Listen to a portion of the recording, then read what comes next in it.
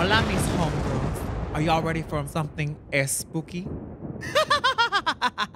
Talk to me, I'll be your homegirl. Hey, baby, need a friend or just somebody to listen. Let's talk about love and affection. You dealing with drugs and infections? Talk to me, you got my attention. Homegirl Hotline. Tell me what's been on your mind. What's up, girl? Homegirl Hotline. Yeah, my man, we'll be alright. Homegirl Hotline. Buenas noches, babies. It's the spookiest day of the year. Yes, everyone's first time in drag. Halloween! Scary, girl. Was my first time in drag Halloween? You know what? My first time on Halloween drag was Dora the Explorer, and I had these giant cinder block eyebrows. It was crazy. It was insane. So yes, a very scary time of the year. Let's get into it, honey, with this very special episode all about the spookinesses of it all. So call into the Homegirl Hotline and tell me your spooky stories, honey. Have you ever been by a ghost? Have you ever like Bob for apples? You know what I mean? Real nice Bob, honey. B-O-B. Ever had a threesome with a vampire and a werewolf? Twilight, honey. Conchita, what are you doing over there? What are you dressed as, girl? Boogie Boogie. It's Boogie Boogie.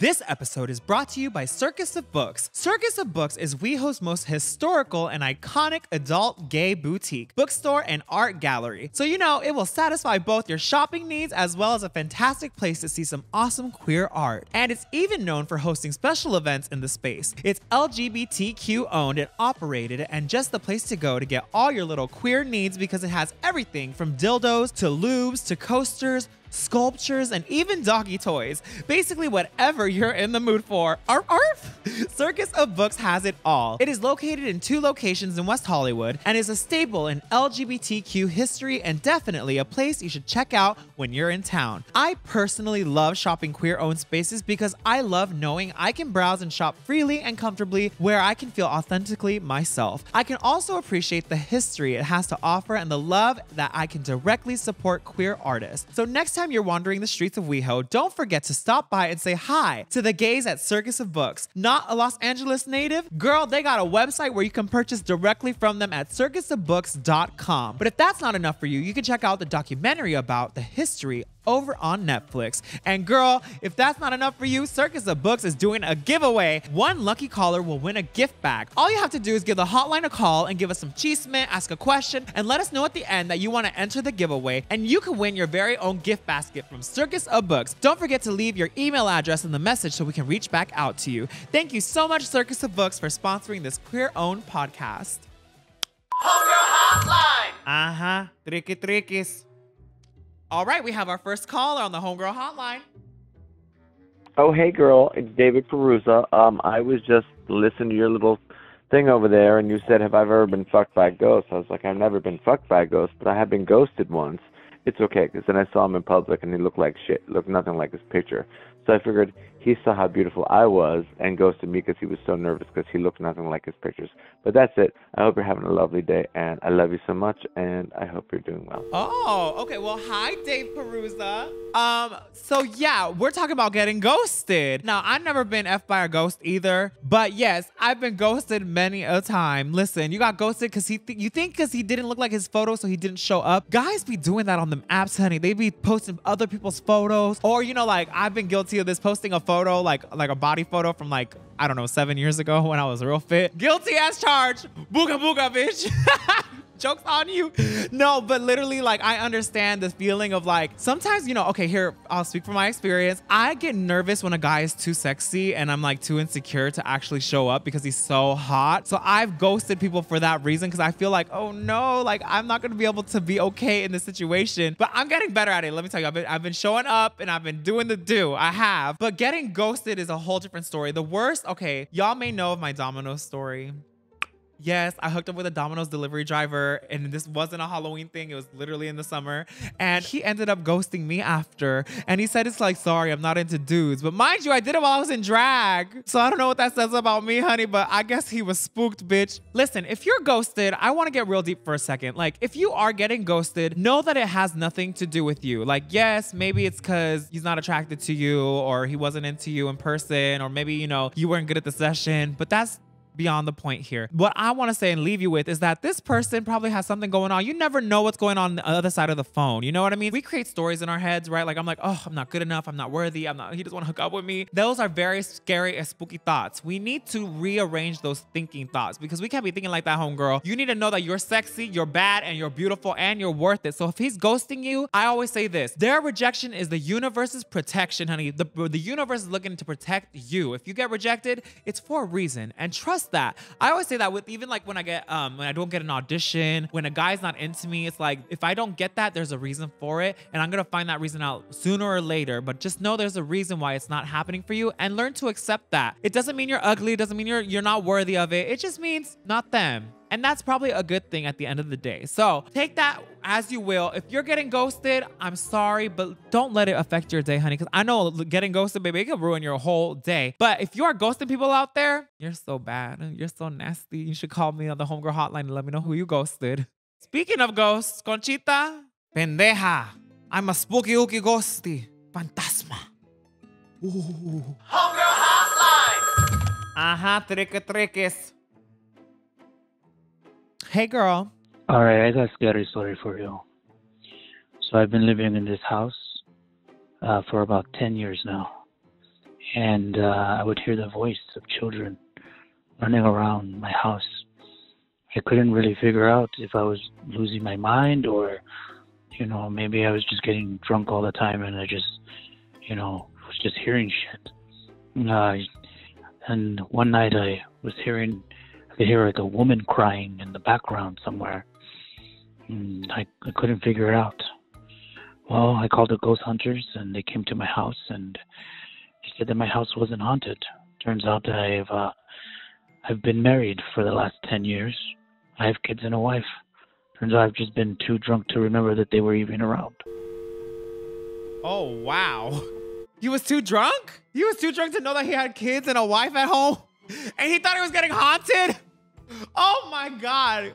Homeboy, what's going on? Let me just say, first of all, your voice is very spooky, bitch. You can narrate a horror movie. I was more scared of your voice than the story at first. And then you were talking about the story. I was like, Conchita was giving Llorona vibes, right? Like La Llorona? Yes, bitch, it was giving very that. I was ready for the story of your like children getting eaten by your wife or something. But just turns out they had a wife and kids. Well, that is scary within itself. Let me tell you, I've been hanging out with these straight guys lately, and all they talk about is like getting married and having kids. Like, that is the ultimate goal for straight people, which is so crazy to me. Like, why is wanting kids your goal? Like, if that's your goal, that's fantastic, no shade. But as a gay person, like, having kids is the last thing I want, especially if they're gonna be laughing while you're trying to like, take a nap. Baby, that sounds crazy. I have lived in my apartment in Hollywood for 13 years, and I've never once felt a bad aura, a bad energy in my apartment until this one time when I had a friend. There was this painting. It was orange and black, and it looked like a bunch of spirits dancing around a fire. He brought it into my apartment off the street, and let me tell you, for the next 2.5 weeks, the energy in my apartment was so spooky scary. It was like dark gray. I just felt the presence of something evil was in the apartment. And mind you, I'm so terrified of ghosts. Like, ghosts in general really scare me. When I was growing up, I used to hang out with these white kids, and their mom told me that they had a house ghost named Ichabod. And Ichabod, one time I woke up from the sleepover, and the mom comes downstairs and says, "Oh, you made it." And I said, "What do you mean I made it?" She said, "Oh, Ichabod was playing a joke on you and wrapped the extension cord around your neck while you were sleeping, but he must have taken it off." I was like, what the hell am I? What? Get Out. Y'all seen the movie Get Out? It was giving very that, bitch. I had to get the hell out of there. Ichabod, I don't fuck with you. I don't even want to see you again. That was crazy. But of course, today as an adult, I look back on that and I was like, oh, she was just messing with me. But I don't know.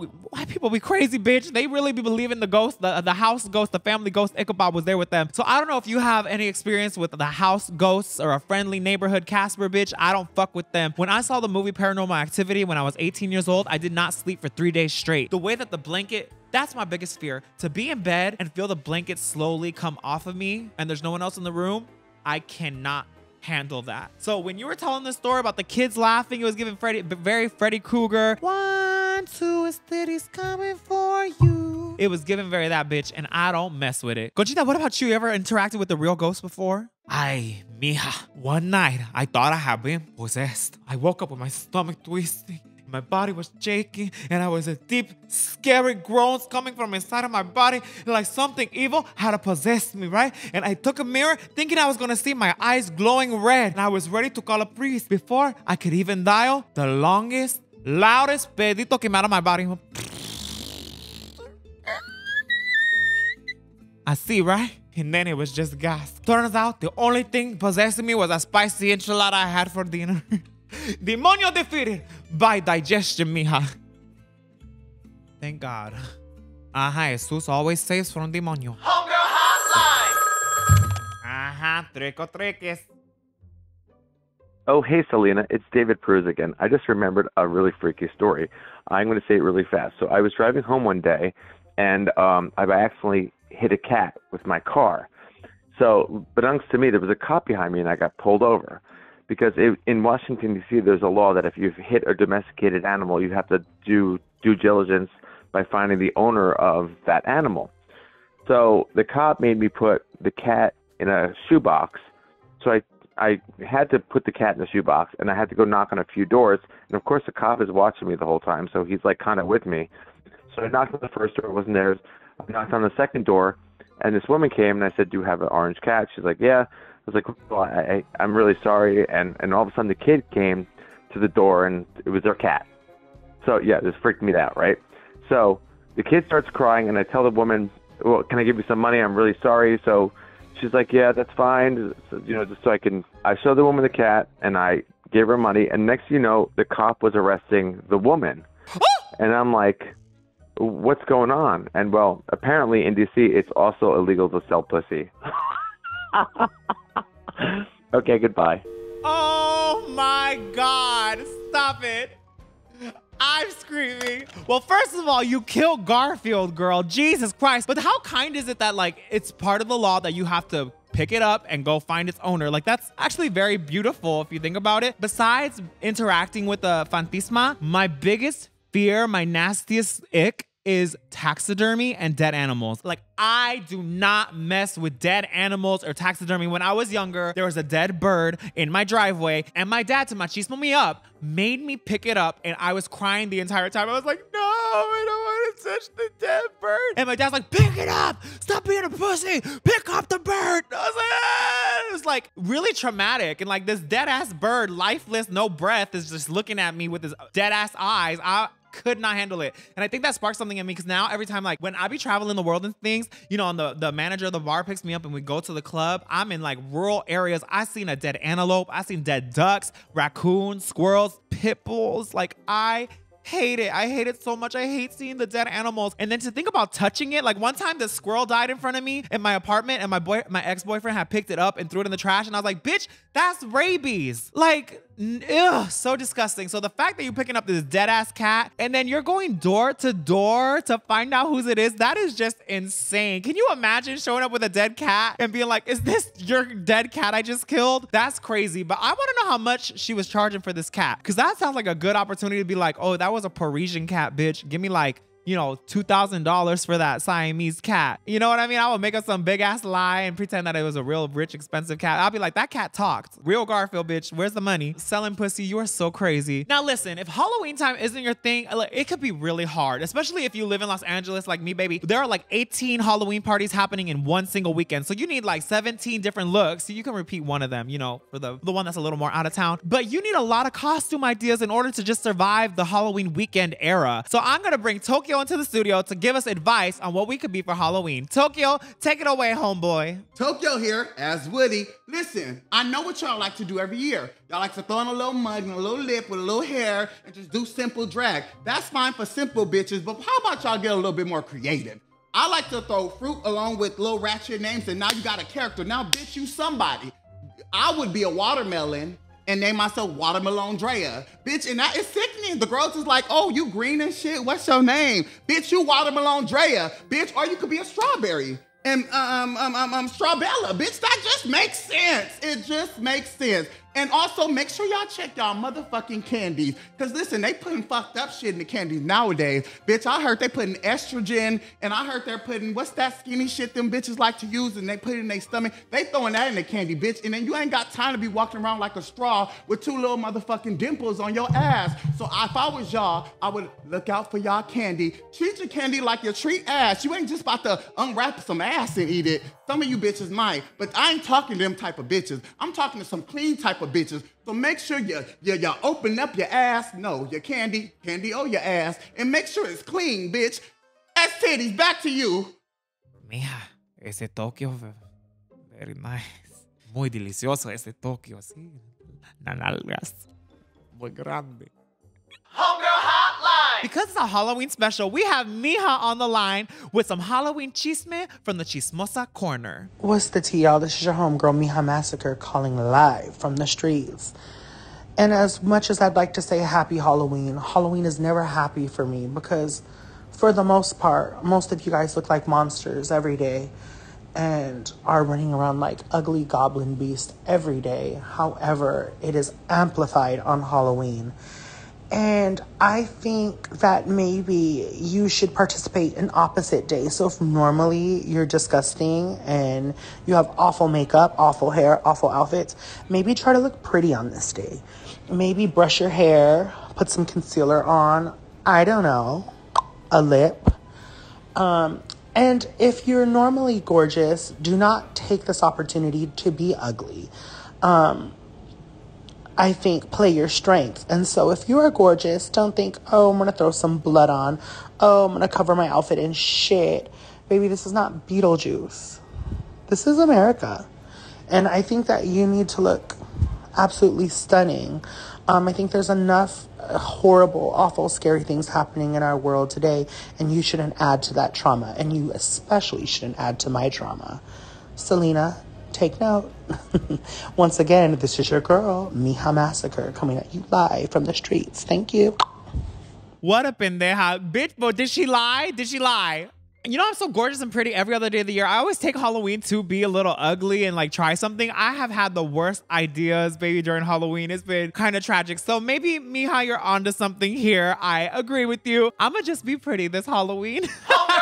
Okay, our final caller of tonight says that he has a scary story of them all, and it involves me? Homegirl Hotline. Oh, God. Aha, treques. Hey, homegirl, this is Bob the Drag Queen. I was calling you. I'm trying to see what you're doing this Thursday. Also, I do have some bad news and some worse news. Oh, my. The doctor told me that you have 3 days to live. And the worst news is that he told me 3 days ago. So I'm sorry to break this news to you. Goodbye.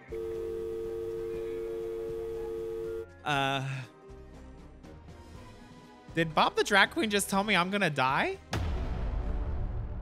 It's getting hot in here. My titties are exfoliating. Conchita, what do we do?